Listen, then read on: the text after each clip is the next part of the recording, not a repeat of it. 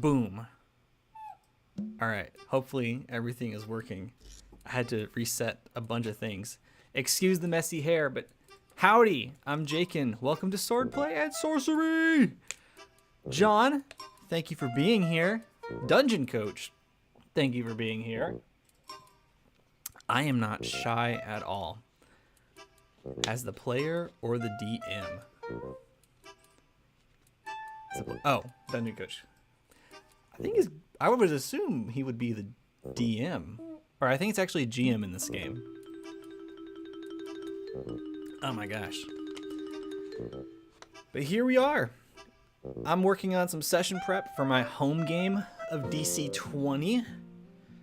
Friday is theoretically the end of a story arc.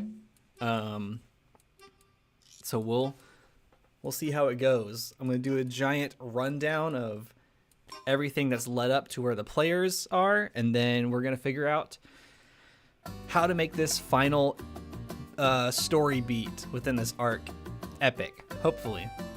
That's the goal, at least. And then this is wife in the background. She's playing WoW. She does a little wave. But whether you're watching on YouTube or Twitch, thank you for being here. The way I like to do this, the few times I have done this in the past, is I just kind of spitball. I talk out loud. My notes are sometimes sloppy. If I have a lot of time, I'll be a little bit more specific about what I'm wanting out of them. But if you ever have a suggestion for how to torment my players, I am not okay with that. Do it. Send me those suggestions. Let me know how to torture them. I think they desperately need another fight. They've gotten like mini fights in the campaign so far, but they haven't had an actual like big fight. The last time they had a really big encounter, I want to say, was the session 0. We used the adventure that came with the purchase of the alpha, and that had like quite a few encounters, but it had a really big monster encounter at the end. So that's what I'm looking to accomplish in this one. Yeah, just gonna be chill. I think we should just start. I think that's what I'm gonna do. We're just gonna start. Boom! Welcome to the DC20 screen. Move you guys over here so I can actually see what I'm working on. All right.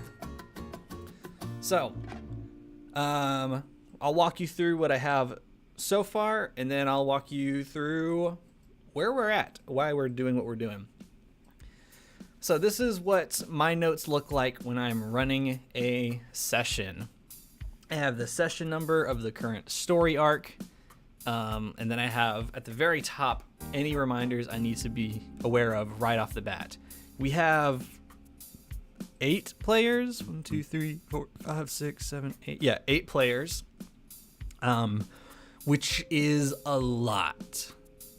But we're trying to convince more people to play DC20 because it's a lot of fun. So worth it. So I have my notes up top. Usually they're about like specific characters. They're very rarely about like in-story reminders, because I just refer to the previous notes for that. It's like Randall McDandle. He's a human, right? I think he's a human. He's a human paladin. He kind of plays his character like a cowboy. He currently has a love potion where if he drinks the love potion, he falls in love with whoever he has locked eyes with. Kind of a backwards potion, but he has it. Kiyomura, who is our... I'm still learning the ancestry names. I'm going to say Giantborn. Yeah, Giantborn Cleric. She has a magical trident from her God's Fallen Champion. It works kind of like He-Man a little bit. Very He-Man inspired. Fidmir, who is our Dwarven... oh my god. I'm flustered now. Dwarven Warlord. He plays his dwarf like a communist. So he's kind of a communist dwarf with a magical sword that he recently acquired. Fifi has a magical eye. She gouged it out of somebody, and I have a little coin that I like to flip called the F-it coin, and if it lands on the F-it side, we just run with it. So it's a magic eye. It can't speak, it can't move on its own or anything, but it can acknowledge and give her kind of like an arcane signal of like, yeah, a thing is over here, but obviously the eye can't speak. But she has started collecting body parts, which is okay. Hostile Gado, another human. He's a barbarian. He's been hearing whispers about the god of war, about the realm of Aristos. He got turned to stone last session. So did Fifi.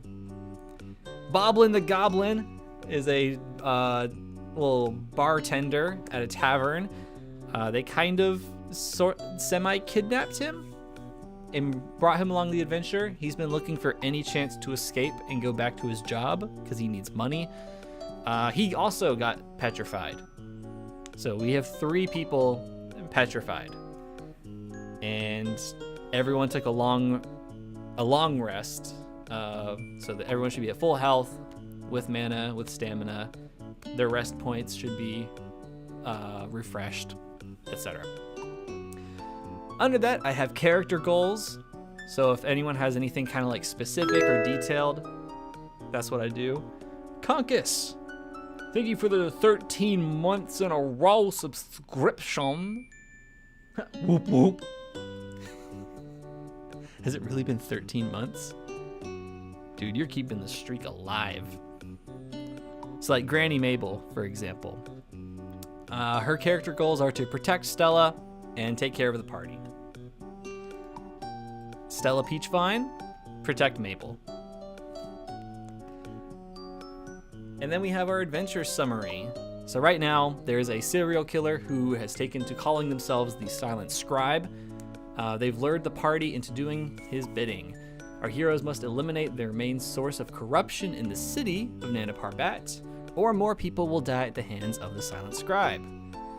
So currently, the party is in a catacomb system beneath this city. They entered through a secret chamber underneath the Temple of the Order of the Hidden Lore. Planet of the Apes kind of title right there. And they suspect that the cult is trying to summon an eldritch horror. Meanwhile, Shadowblade Brotherhood is after them, and they are wearing masks that petrify them. So, they've been in these catacombs for a few sessions, and they've been under the impression that a Medusa is in the catacombs with them, just based off the statues that they've come across. They've only recently learned that no, there isn't a Medusa. It's actually the Shadowblade Brotherhood, and they have masks that, if you look at them, will petrify you directly. Hype! Yo, Dinky! How's it going? Thank you for the subscription! And the 100 bits. Aw, you're sweet. Thank you for that. Did y'all finish y'all's stream? How'd it go? Where'd y'all get to in Elden Ring? Unless y'all are still going. So, I broke it down. Scene 1, party gets involved in dungeon style trap. They've already done that part. Scene 2, the party is going to find where the artifact they are looking for is located. We got that part out of the way. Scene 3, after retrieving the artifact, the party will engage in combat. That's kind of what we need to break down a little bit today. they're going to be finding, essentially, they're going to be putting themselves in a Temple of Doom scenario. So they're going to find this giant shrine and altar. They're there a few days early, so there's 2 days until this giant cult meeting where they attempt to summon the creature.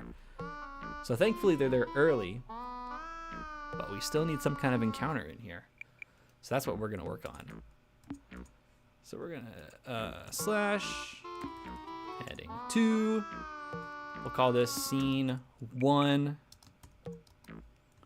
So we'll say discovering the, we'll call it the cult room for now. We'll come up with a better name later. Honestly, don't know what to call it at the moment. Make it yellow. Discovering the cult room. All right. So, what do I need them to know? I'm just gonna word vomit. So I'm gonna do bullet points, and then we'll organize it and make it neat. What do I need for them to do in this scene?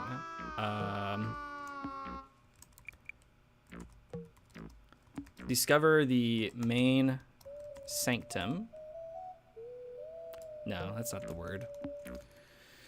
Discover the room where the summoning will take place.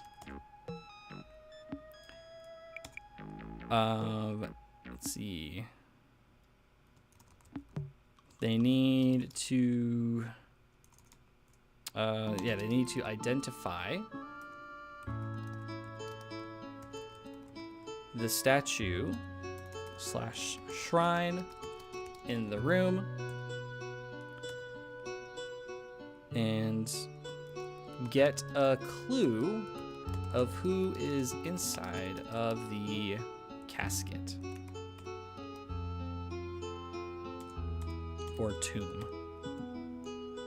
Casket / tomb. Yeah. Philippe. Oh man, I hope I say this right. Philippe Gregorio?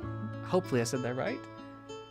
Doubt get why more people are. Oh, don't get why more people are talking about DC20. Hopefully, in the next few months, more and more people talk about DC20. As far as like the RPG community goes, Dungeons and Dragons is kind of like, it's going to be stale for a few months. There's no more major releases, and everyone's going to be waiting for the new books to release in like, everyone's thinking it's going to be May. That's what I'm thinking too. But until then, hopefully those few months, everyone can start talking about DC20, which there's an alpha for, which you can play. Philippe, I'm guessing you like to play DC20? If so, are you a player or a dungeon master or game master? I gotta stop saying dungeon master. I'll get it right one day. Get a clue of who is inside of the casket / tomb. So all of this, all of the above can be summarized in a skill challenge. Okay, so that's going to be scene 1. Let's go ahead and decide what encounter number 2 is going to be. Oops.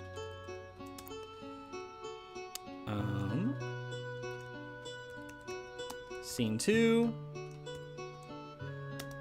Discovering the cult room. Being discovered in the cult room.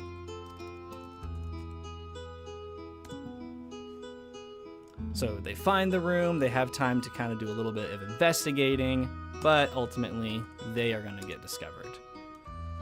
The party is discovered by members of the Brotherhood Shadowblade. So this is going to be the fun part.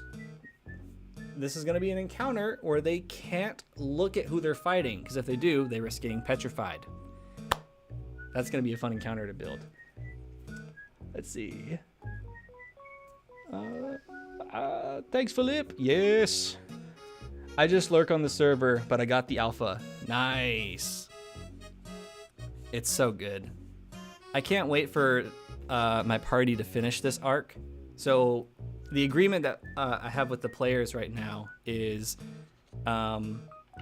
everyone is understanding that the game is not finished. It's still being worked on. Things are subject to change, and there's going to be updates. One of the agreements that we have is if an alpha update is released while we're in the middle of a major story arc, we won't use the new set of rules until we finish the major story.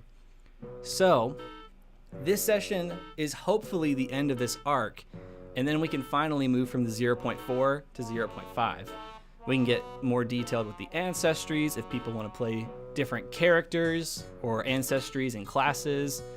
They can do that. I'd like to see some other classes get played.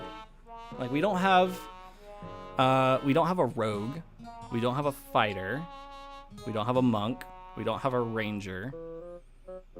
And on top of that, 5 more classes are going to be released soon. Hopefully. I mean, obviously, take your time. Keep building the game. But the selfish part of me is like, I want them now. Because the game is so good.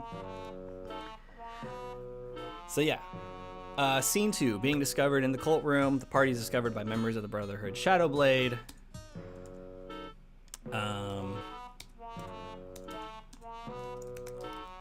They must take out the members without looking directly at them. The members will be going after the artifact. So whoever has the key, which is the artifact that is the main device to summon this eldritch being, that's what the Brotherhood is going to be after. Let's see what Jakin does here. Oh, we'll attempt to cook. I'm not a great chef, but we're gonna attempt to cook. I really got to get playing again. The Gen Con playtest was so good. That Gen Con playtest was incredible. It was so much fun. I really want like the little like wooden tracker things that we used like for the action points. That was so incredibly helpful and clean and simple. Like, yeah, I love it. That was one of the highlights for me, besides the actual game. I'm waiting for lore, but mostly for the social mechanics. Not very into combat. Oh, the social mechanics. Have to zip up on that one. 3 more classes coming soon. Then Artificer, but the Cursed was scrapped for parts and will be its own system now. The Cursed was scrapped? Really? Oh wait, scrapped. Scraped for parts. Either way, and will be its own system now. What does that mean, its own system? I've been so behind on the live streams and the Patreon live streams. Interesting. I'm curious to see what's going on with that one. I know the ones that my players are the most excited for right now are the Druid and the Bard. No one's really said anything about the Warlock. People oohed and awed about Artificer. The Cursed piqued people's interest, but it was more like because we're all speculating on what it meant. Yeah. Bard and Druid, those are the ones that people are like, please give it to me now. Scene 1, discover the cult room. Scene 2, being discovered in the cult room. Now, if we're having combat and we want this to last a little bit, we probably shouldn't have 4 scenes. We should probably have scene 3 be like a wrap-up scene. Whatever that looks like. Scene 3, we'll just call it wrap-up for now. We'll get the details in a second.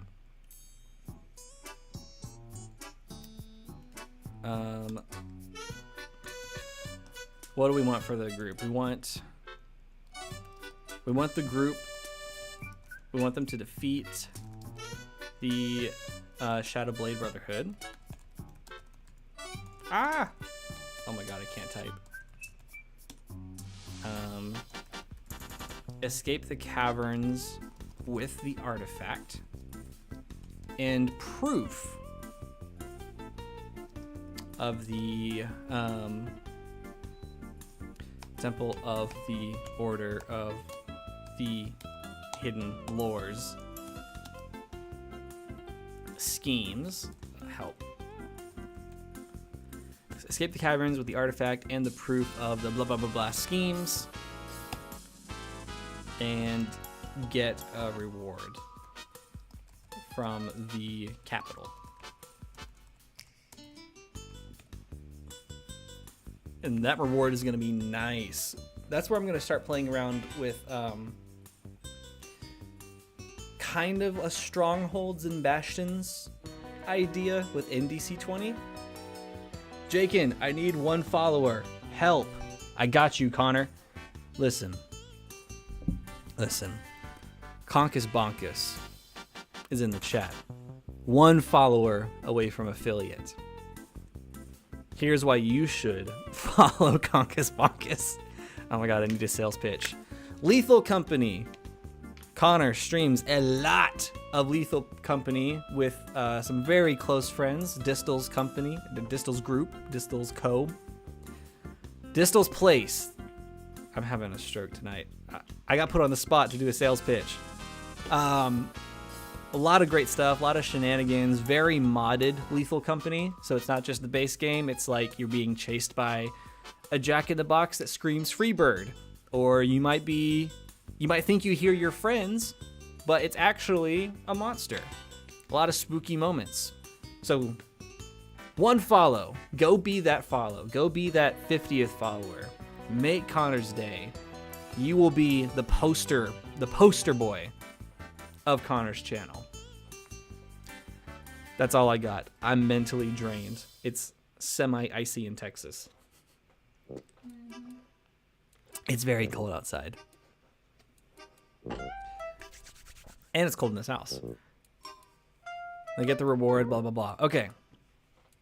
Discovering the cult room. Let's actually break this down and make this eligible. Discover where the summoning will take place. Okay. I want this to feel like Indiana Jones and the Temple of Doom. Like when they first discover like the Temple of Doom, that's what I want. I really liked the alternate rules to skip very easy combat.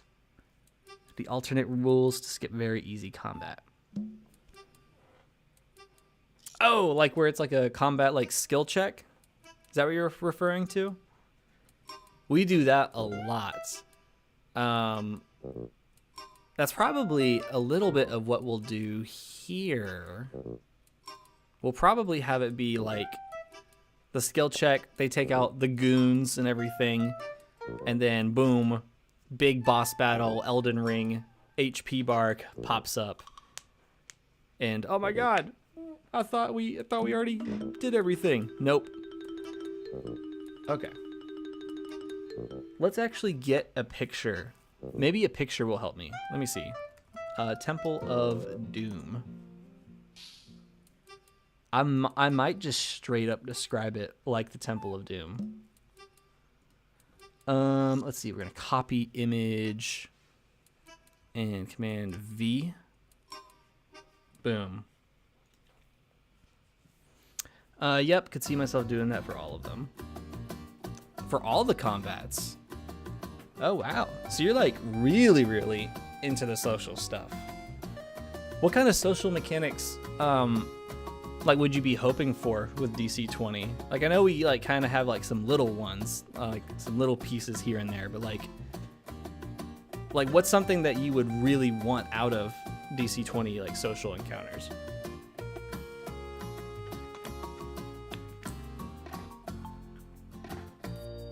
All right, we need a very cool name. The Temple of Doom is so cool, but we can't use the name, the Temple of Doom.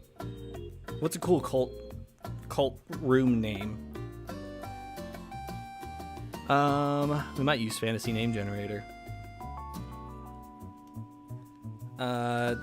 Temple Name Generator. Temple names. Let's see.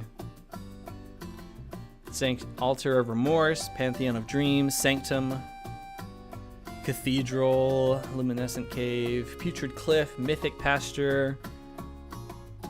French names.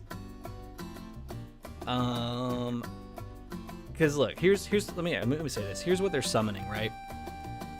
So basically, in my world, there was a shift from the Dungeons and Dragons Pantheon to a new custom Pantheon. Dungeon Duns! Hey, what's going on? The Matrix of Loom. The Matrix of Loom? Why do I kind of dig that, though? The Matrix of Loom. Subject to change. I like that. Discovering the Matrix of Loom.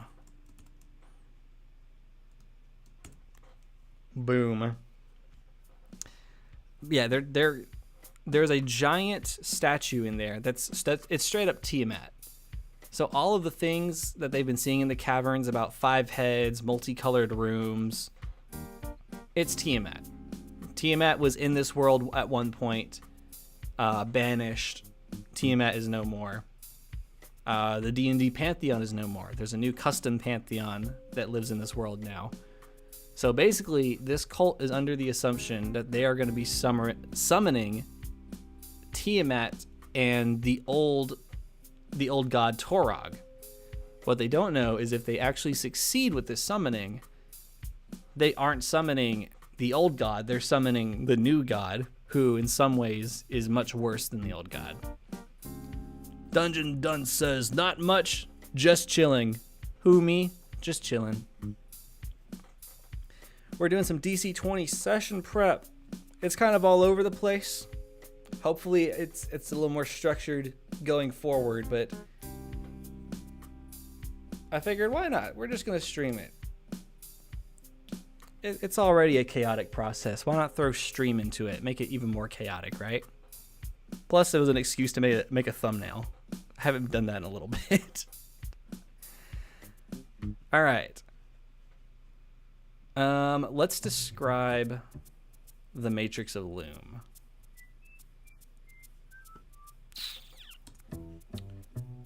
Just drag that a little bit underneath. Oops. Command Z. Because I'm a Mac guy. See, as you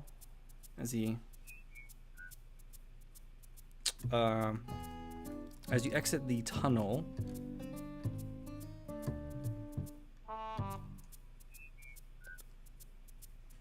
what am I trying to say?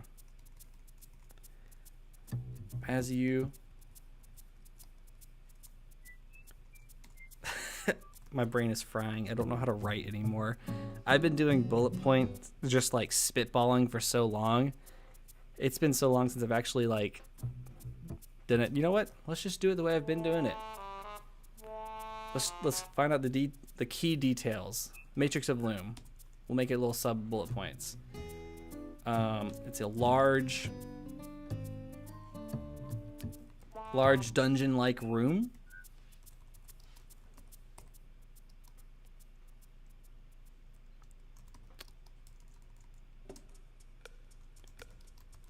Two sides. Let's see, no. A lava pit separates one side of the room from the other. Separates one side of the room from the other.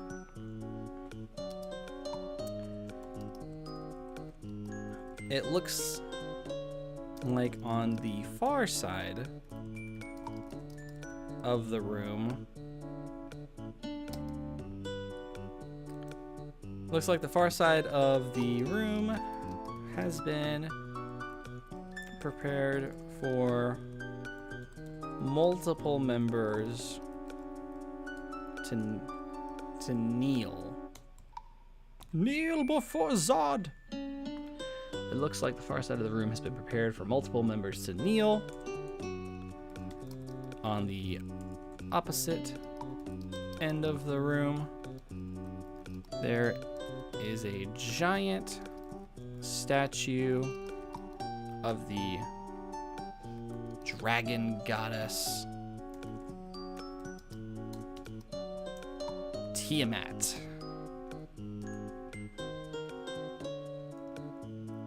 Let's see, underneath the statue is an altar with a casket on top of it.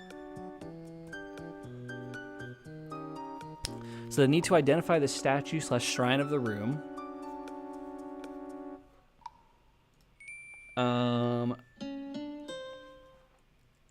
So we'll say this is a DC.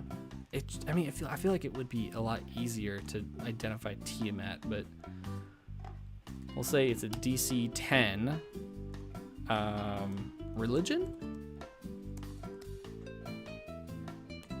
or history.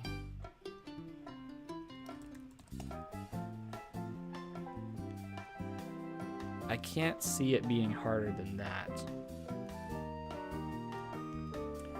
A DC 10 religion / history check. Underneath the statue is an altar with a casket on top of it. They need to get a clue of who is inside the casket / tomb. Do I have a symbol of my pantheon? I don't know that I actually made one. So like with my pantheon, I based it very much off of the Pathfinder book of gods, because that is such an incredibly useful book, and I wish Dungeons & Dragons had a book like that just told me, here's the pantheon, here's the kind of people who follow them, here's where you worship them, here's the kind of sacrifices you make, here's a little bit of lore about them, and then on the next page, you're onto a new deity. I wish D&D had something like that. Maybe DC20 could? Maybe? All right, let's see. Let me scroll down past. I need to convert the lore document into Notion. All right, let's see. Where are they? Trickery, evil. Toganth, god of darkness, fear, aberrations, and monsters. Let's see. Realm, temple worshiper, sacred animal, sacred colors, divine artifact, favored weapon. I don't even remember what this creature is. How do you say that? I built this pantheon with Stream about 2 years ago. They recommended the animal be a Sihireth? Kahireth? A ghostly spirit in Welsh mythology. A disembodied moaning voice that sounds like a person's death. That's terrifying.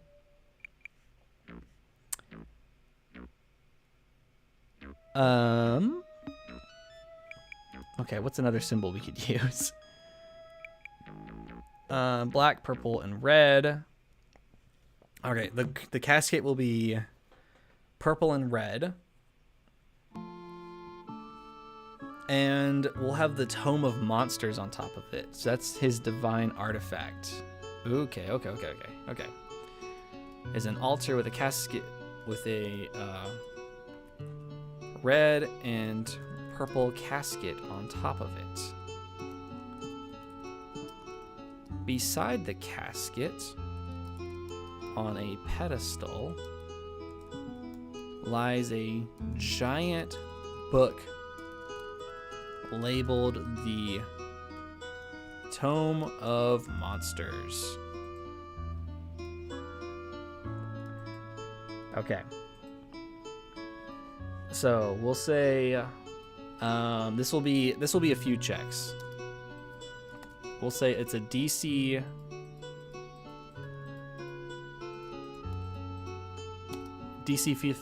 15 language. No, wait, that's not what it is. What do you have them roll to identify a language in DC20 again? Where's the character sheet? Where is it?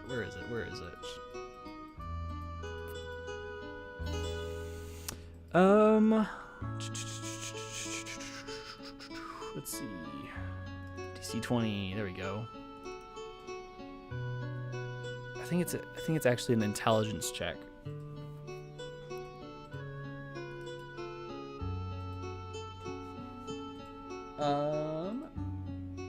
Intelligence or charisma. Okay, yeah. So D20 language check. Language check equals D20. Yeah. Okay, so DC 15 language check.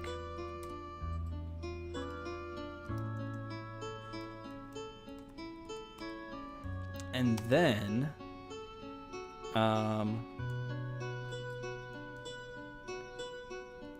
it's a DC. We'll also say it's a DC 15 religion check. You could do occultism, but it's a new pantheon. The world is still learning about them. It's not really clear who has cults and what kind of things. Throw in a fire-breathing goat. Honestly, this kind of would be the setting to throw it in. I forgot. What did you name that goat? There was some kind of name you threw out the other day, and I was like, stop it. You're banned. We'll just say it's a DC 15 religion check. Asterisk plus or minus 5. Depending, plus or minus 5, depending on on how they scored the language check. So if they get the language, the DC is lowered. If they don't get the language, the DC is just higher, or it's just as is. So actually, no. You know what? Yeah. So we'll just say minus 5. Minus 5 if they pass the language check. Okay. So we'll make all this yellow. And then make this. Oops. Nope. Command Z. And then we'll just make this kind of there. So they learn about the shrine. They learn about who is trying to be summoned. All of the above can be summarized in a skill challenge. And knowing them, they're going to think way too hard about the room. They're going to be looking for every nook and cranny, some kind of secret. Every nook and cranny.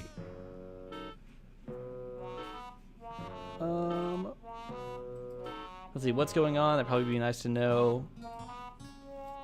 Now that I think about it,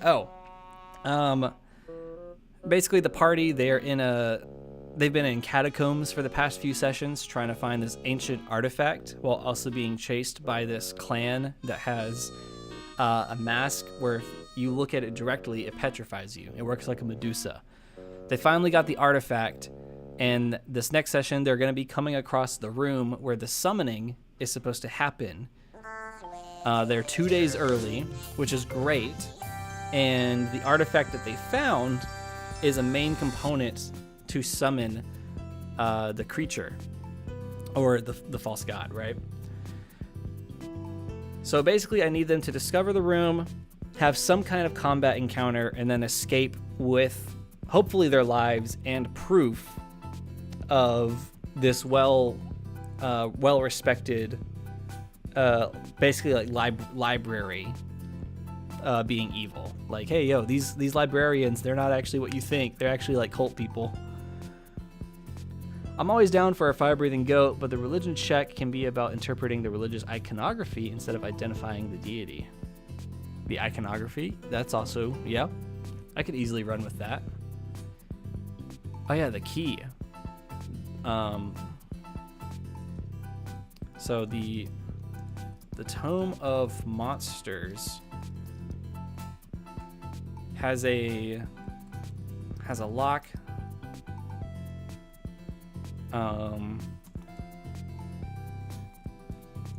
Has a lock shaped like Tiamat with 5 heads missing.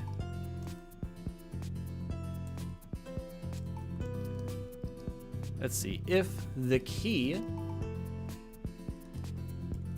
is inserted into the tome. Okay. That's shaped like Tiamat. We're just gonna say dismiss this. Okay. Whoa. Why the library, bro? Because that's all right, look. They were investigating the Temple of the Order of the Hidden Lore, because that is the library people associated with some dead bodies that popped up in the city. And the Order is like, oh, I don't know. That has nothing to do with us. And then they found a bunch of secret passageways inside the library, found all these cult rooms, then got chased into the catacombs. The library's trying to cover them up. I'm sorry, John. You're not innocent. In fact, I'm gonna name the main head of the library John now. Daniel, how's it going? Because no one doubts the library. They're just librarians. They couldn't possibly be up to shenanigans. Exactly.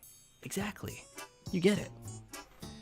All right, chat. Here's what I need your help with. Should the key that they found, that is also supposed to be summoning a great creature, should it just summon this ancient deity, or when it unlocks this book, should it unleash every single monster?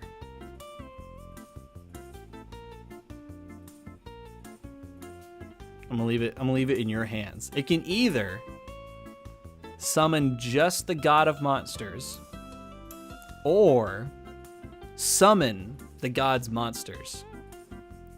They won't all be released in this room. They will just be released into the world. It's like Pandora's box. It's like it's been opened, boom. They're just a part of the world now. It's in your hands. I'll leave that there for now. So they need to identify the shrine/statue. Yeah, we got that part. Get a clue of who is inside the casket/tomb. We got that. All of the above can be summarized in a skill challenge. Got that. Now let's go ahead and add a bullet point. I'm gonna say a DC.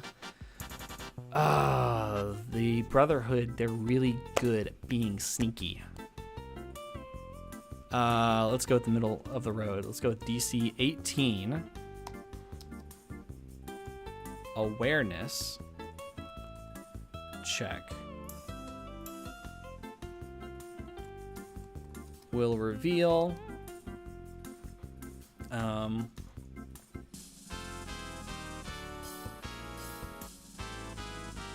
where the Shadowblade Brotherhood is hiding in the room to get the jump on the party. Let's see. Dungeon Dun says, summon the monsters. I like it. Every single one. Oh, every single one. Could make it like a timed thing. The longer the book's opened, the more monsters get unleashed on the world. Ooh, that's a good idea. I vote the Pandora's box. Maybe the ritual is supposed to summon Tiamat, but they interrupt it, and this happens instead. Oh, hold on. Y'all, those are really good ideas. Okay, so John is saying make it a timer. So what we could do is we could use like a progression clock from Blades in the Dark. And that kind of determines like what percentage of the book is being unleashed. But could we also tie that in with like interrupting the ritual? Interesting. How could we do that? Here's the problem. So the ritual is supposed to happen in 2 days' time. So the party is there 2 days early. So no ritual is happening. So whatever happens is strictly their doing.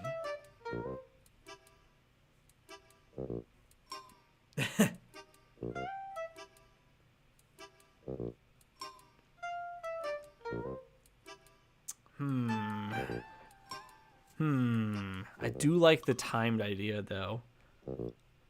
Like monsters just get released. That's a fun idea. I think John's idea is good. John does have a good idea. So does Daniel. Daniel also has a good idea. I don't know. I'm conflicted. I think if the key is inserted into the tome, a countdown will begin.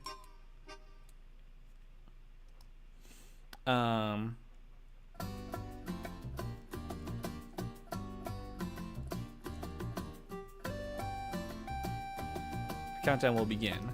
At the end of the countdown, every monster from the tome will be unleashed upon the world of Aderon. Okay. So we need a progression clock. But if there's a clock, that means they can stop it. So how do they stop it? Is it as simple as they straight up pull the key out of the book? Or is it a little trickier than that? Because they could just straight up pull it out and then like 25% of the book is unleashed. Or it straight up could be because they're holding a book made by a god, it's just harder to get the key out. So there's a check required. What if the players accidentally trigger the ritual early, but because it's not ready, they still need 2 days, it triggers the book? Oh. Ooh, okay. Okay, so what if the concept of the ritual is to break down all of these summonings into steps? The party is only aware of this cult wanting to summon one being, which they're under the impression of it being like an eldritch horror, right? But what they don't know is that the ritual provides steps. So it summons one thing, then another thing, then another thing. That way it's controlled.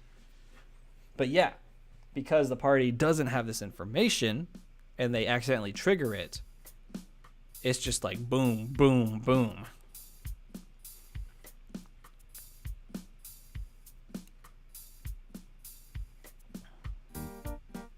Oh man.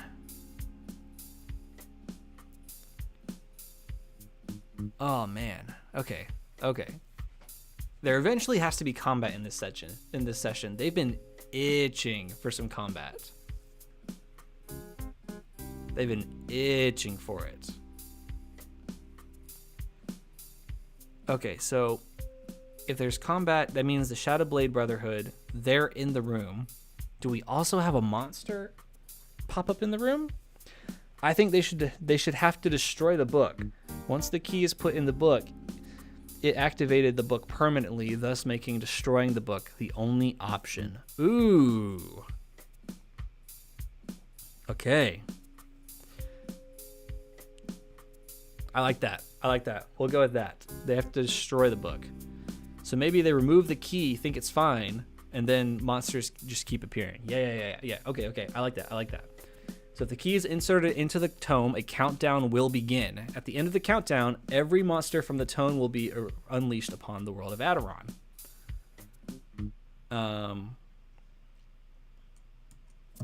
Okay. So it's, all right. So what kind of check do we want it to be to destroy the book? What's the best way to destroy the book? There's the lava pit in the room. If they throw the tome of monsters into the lava pit, I would say that works. If they're trying to destroy it physically while it's unleashing monsters, like by hitting it with an axe or something, I feel like it should be difficult. Just because, like, I don't know, Arcana is enabling it, right? Oh, man. Yeah. Okay. So let me highlight this. Move this up.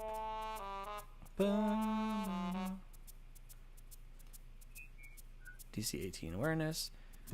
The Tome of Monsters has a lock shaped like Tiamat upon the world of Aderon. Once the key is used to unlock the tome, the only way to stop the ritual is to destroy it. Okay. I feel like there should be some checks made to destroy it. Probably, yeah, okay. So once the key is used to unlock the tome, the only way to stop the ritual is to destroy it. Should the party throw it into the lava, it will be instantly destroyed via the One Ring.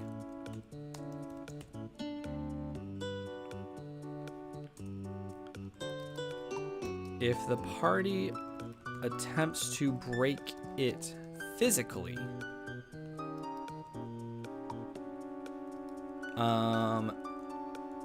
it will require, so we'll say a DC,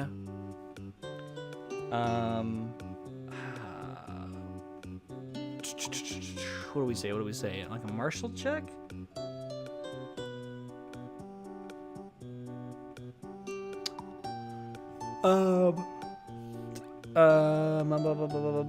Yeah, let's go with a DC.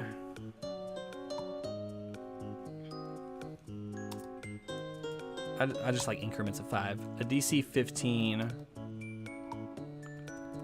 martial check. It's a pretty easy target to hit, so a DC 10 attack check. So martial check, somebody holding it down, because it's probably going to be like spazzing and pages are flipping as each monster is being unleashed into the world. So they have to hold down the tome. Another member of the party has to get the weapon or spell and attack it. All right, so to destroy it, should it be a magical weapon? Now, what if they want to keep that book? You know, Isildur style. Son of a gun. There's a strong chance they'll want to keep it. You know what they're probably gonna think? They're probably gonna think it works like what is it? Like the Spiderwick Chronicles? They're probably gonna think it works like that. Maybe there could be a thing to tempt them. Ooh, yeah. Okay, yeah. So let's see. A DC. Let's say a DC 18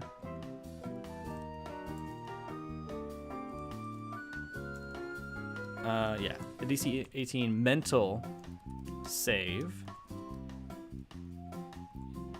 is required by all members of the party. On a failure,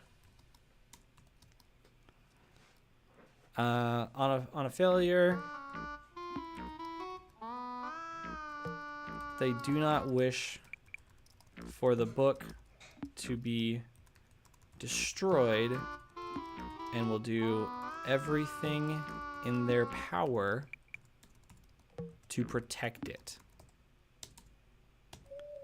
So then we have a really interesting little scenario going down, right? Because not only do you have the Shadowblade Brotherhood coming in, and they can't fight them by looking at them, otherwise they'll be petrified, but they also might start turning on each other to turn the book. That is assuming a majority of them fail or half of them fail. All of them could pass. We'll see. So DC18 mental save is required by all members of the party. Or how about everyone is required by everyone within 5 spaces? 5 spaces of the tome. On a failure, they do not wish for the book to be destroyed and will do everything in their power to protect it. Once the key is used to unlock the tome, the only way to stop the ritual is to destroy it. Should the party throw it into lava, it will be instantly destroyed. DC 15 martial check, DC 10 attack check. And then we'll add a little asterisk thing. This will be raised by +5 if it is non-magical.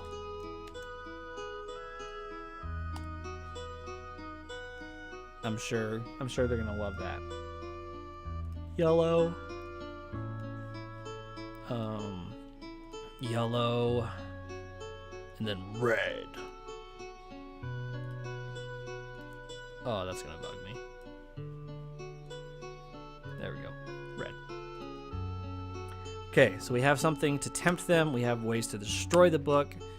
We have some general history checks to be made. Not really anything specifically, but boom. Oh wait, we gotta write down the answer. We said the answer for this one. DC 15 language check, DC religion check.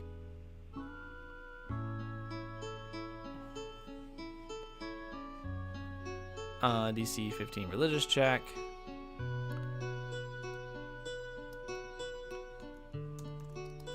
It will be It will be revealed to be the god. And what did I name this god? Toganth.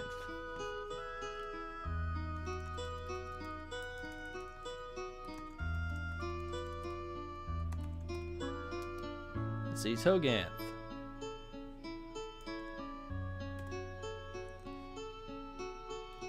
And we'll just make this regular default. Oh, there we go.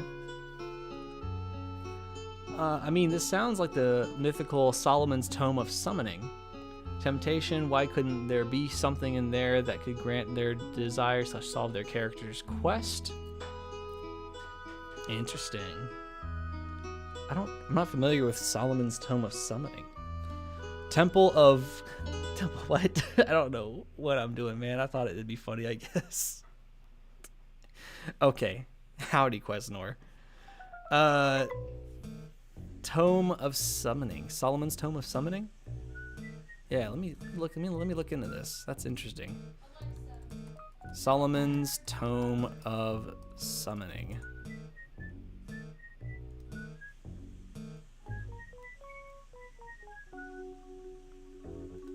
The Tome of Summoning D&D 5e reference cards? Wait, did I read that right? Solomon's Tomb is on.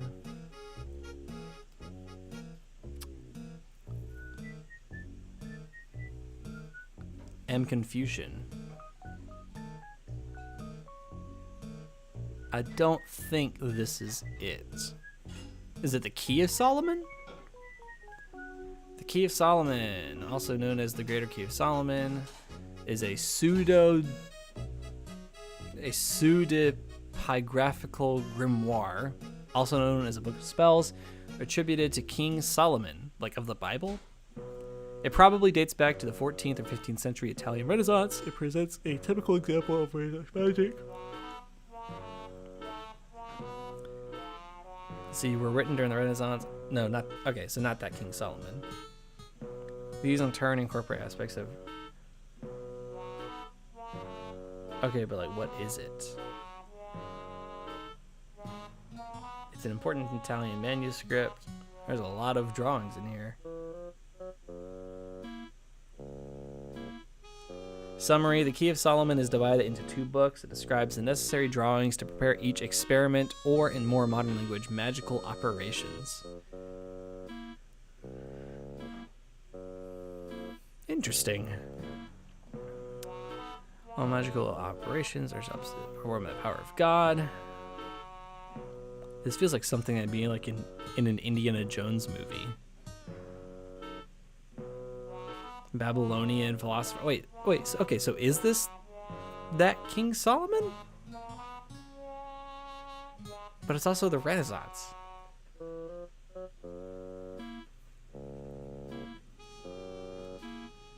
I'm confused.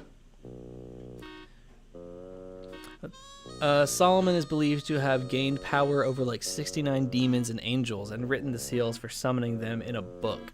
Interesting. That is peaked like the Bible nerd in me. I'm gonna have to look into that after stream. That's a fascinating read. Interesting, yeah. Okay. I guess kinda like that. I guess kinda. Huh. Man. Okay. Scene 2, being discovered in the cult room. So the party is discovered by members of the Brotherhood Shadowblade.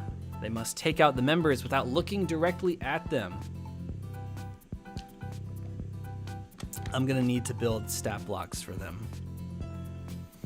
The members will be going after the artifact, which we now know is...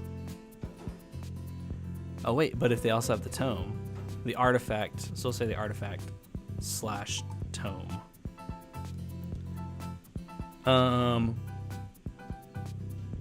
So in the DC20 community, there is a wonderful username hanging out in the live streams, the Patreon streams, even the Dungeon Coach Discord server. Their name is Mortal Bane, and they are a godsend. A godsend. In fact, let me actually just pull this up, because what they've done is made everyone's life super easy. Here we go. Yeah, okay, so Mortal's Playground. So what Mortal has done for the DC20 community, there's no amount of thanks I could give to Mortal. Mortal has made as many Dungeons and Dragons monsters for DC20 as much as possible.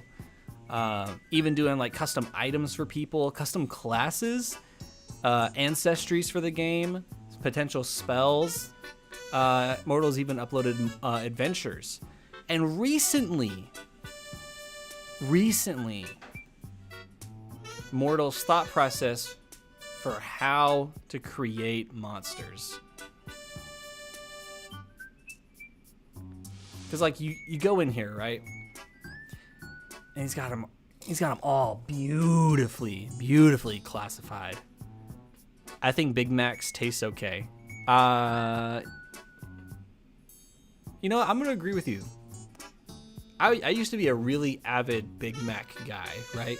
So like in high school, there were days where I would order like 3 or 4 after class, like maybe 4 times a school week.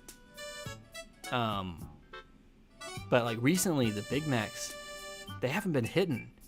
They like put way too much lettuce on it, or it's either like too little lettuce, too much sauce, or too much lettuce, too little sauce.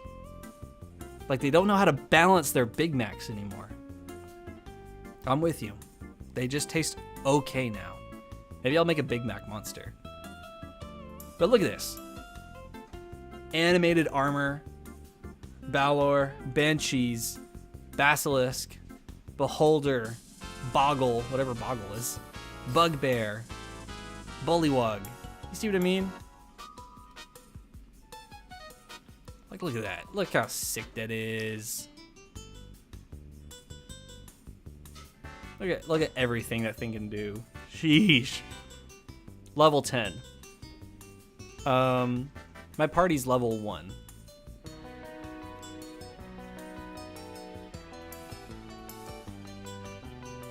Oh, some cultists? We already got some cultist stat blocks. Honestly, I may not even have to make the stat blocks because they have the cultist. 8 hit points. Yeah, that's kind of on par. 1 dagger, 1 damage, bludgeoning. Yeah. Honestly, I might could just give him like an extra weapon, and then I'm set. The sauce tastes a little too sour anymore. I don't know what that sentence means.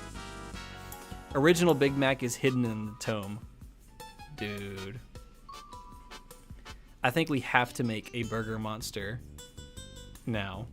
Not tonight, but like for the tome, for sure now. There we go. Oh man. Okay, yeah. So how many cult members? Let's do a certain number of cult members and one of the monsters. What monster do we want summoned though? What monster do we want summoned? The party is discovered by members of the Brotherhood Shadowblade. Let's see, there's 8 members of the party. That's already gonna make combat take a little bit. So let's make it 6. By 6 members, that's what we'll say. So by 6 members of the Brotherhood Shadowblade, they must take out the members without looking directly at them. How does a Medusa work? How does that work? 5e Medusa. There isn't one in Mortals tome. When a creature that can see the Medusa's eyes starts its turn within 30 feet of the Medusa can force it to make a DC 14 con saving throw if the Medusa isn't incapacitated and can see the creature. If the saving throw fails by 5 or more, the creature is instantly petrified. Otherwise, a creature that fails the save begins to turn to stone and is restrained. Okay, so we'll probably just like copy paste that mechanic and just change the DC and what kind of saving throw it needs to be. How about something from the astral plane equivalent? Something so off-putting in this world. Ooh. The first thing that came to mind were the space clowns from Spelljammer. Like, they're in this, like, demonic cult room. They're expecting some kind of, like, abhorrent, like, tentacle monster or something, right? But, space clowns. How are we feeling about space clowns? Is that off-putting, or were you talking about, like, a different kind of off-putting? What if it was space clowns?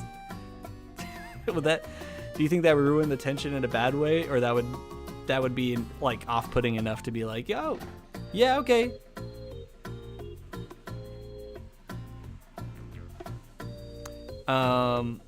Shoot, yeah.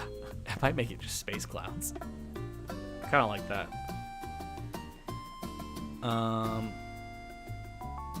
The members will be going after the artifact / tome. Let's see. When there are only 3 members left. Evil space clowns? Evil monster. Not what I had in mind, but perfect.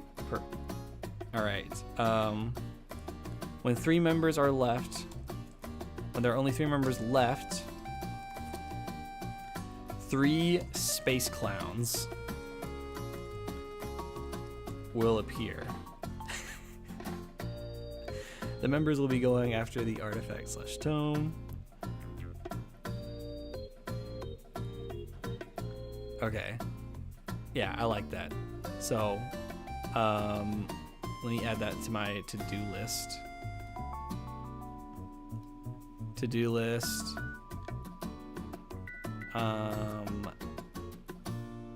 Let's see. We already did those. Make stat blocks for the Shadow Blade. Help. The Shadow Blade Brotherhood and the Space Clowns. So the next stream, we might start off the stream doing that and then start building some of the dwarf lore. That's probably what we'll do.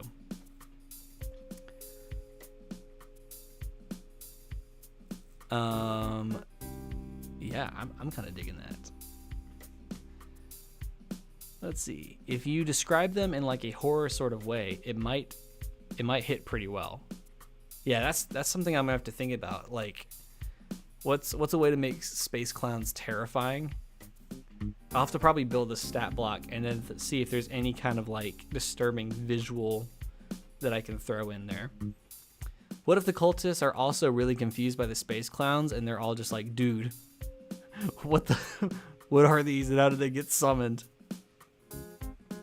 Yeah, maybe I'll even like have them roll to see like if this is something they run away from. Be like, nah, this isn't worth it. We're getting out of here. Or if they're like, well, shoot, we have these masks. We might as well try. We'll see how dedicated they really are in the moment. So, if they keep the tome, that will be proof enough. If they don't keep the tome, they're going to need proof of some other kind. They have a map. They could use the map, bring that to the police force, or the Royal Sentinel Guards, and then be like, hey, they're in the tunnels. Go and get them. Dang, that is a timely thing to say. Dang. Maybe we change it. Oops. I was thinking like the Dark Knight Rises. It's a little too real at the moment. Woo! But their reward, the party is going to get a bastion / stronghold within the city. This will act as a home base for the party. So I'll have to add that to my to-do list as well, because we need to make that mechanic. Bastion / stronghold for the party within the city. Let's see, map it out, build the mechanics, bastion turns,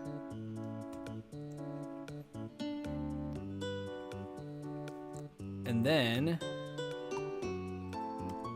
The only other thing that they'll have to do is level up and convert to Alpha 0.5.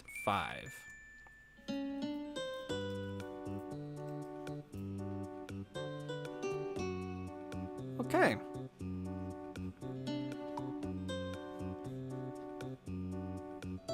I'm pretty happy with this so far. I'm pretty happy. Let's see, what if the cultists are also really confused? I already read that. Duh. But yeah, that's kind of loosely how I prep sessions. This was kind of a weird one to start it on because it's the end of a story arc and we're wrapping up. But hopefully, what I would like to do is Sunday nights make this like the session prep night, and then just involve you guys each week and be like, all right, here's the story. Here's what they did with the session that we prepped last week. What do we need to look out for? So next time we do this, it should be the start of a new arc, and their characters will be level 2, because we only have up to technically level 2 with the classes in DC20.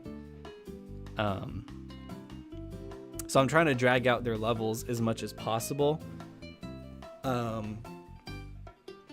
And then whenever we get the update that includes whatever level 3 looks like, that's when I'll probably have them go up to level 3.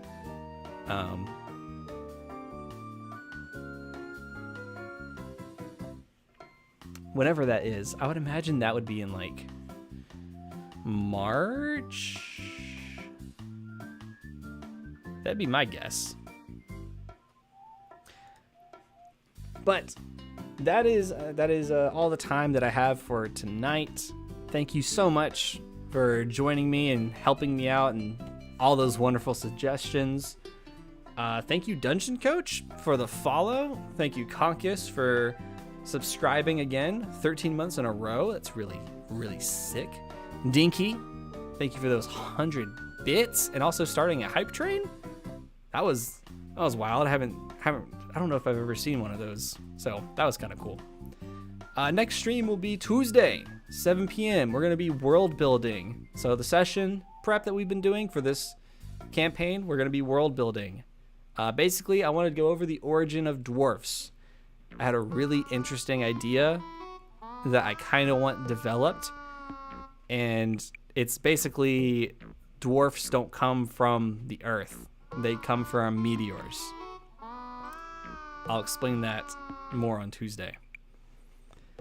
But seriously, thank you so much. If you aren't already subscribed to the YouTube channel, it helps us a lot. And we're getting really close to that 500 subscriber goal. So that's kind of cool. Then we can start doing a little more things. Exclamation point Discord in the chat to join the server. We have a lot of game nights. We often play Overwatch. Sometimes some Baldur's Gate. Yeah, Space Dwarves. So dwarves like in Stardew Valley. I've never played Stardew, which also feels like a crime to say. I often get bullied by my friends for that. I need to start playing Stardew. Everyone says I would love it, but I'm just like, I'm too lazy. But yeah, thank you guys so much for watching. Hopefully I'll see you Tuesday. Have a good night.